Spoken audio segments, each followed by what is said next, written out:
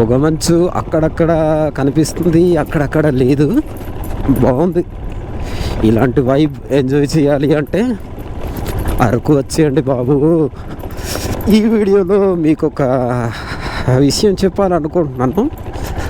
అరకు వచ్చే వాళ్ళందరూ కూడా పర్యాటక కేంద్రం కదా, మంచి మంచి ప్లేసెస్, అందమైన ప్రకృతి, కొండలు, లోయలు, పెద్ద పెద్ద సెలయేర్లు, ఎత్తైనటువంటి జలపాతాలు, చాలా బాగుంటుంది ప్రకృతి.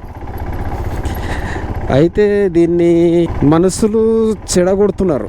ఎలాగంటారా, ప్లాస్టిక్ వాడకం అనేది చాలా ఎక్కువ అయిపోయింది. ఇటు కూడా కొంతమంది డ్రింక్ చేస్తారు కదా, అటువంటి వాళ్ళు ఏం చేస్తారంటే ఆ బ్రాందీ సీసాలు, బీర్ సీసాలు ఏవైతే ఉన్నాయో అవన్నీ కూడా పగలగొట్టేసి రోడ్డు పక్కన పడేయడము, ఎక్కడైతే వాళ్ళు తాగారో ఆ ప్లేస్లో వదిలేయడము.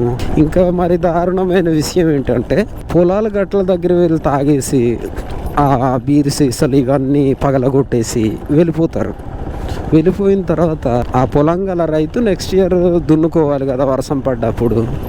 అలాంటప్పుడు చెప్పులు వేసుకోకుండా దుక్కిసేస్తారు. అక్కడ గుచ్చుకునే ప్రమాదం ఉంది, సెప్టిక్ అయ్యే ప్రమాదం ఉంది. కాబట్టి ఆలోచించి తాగే అలవాటు ఉన్నవాళ్ళు దయచేసి అలా చేయకుండా డస్ట్బిన్లు అంటూ ఉంటాయో అలాంటి దగ్గర పడేసేస్తే మంచిది.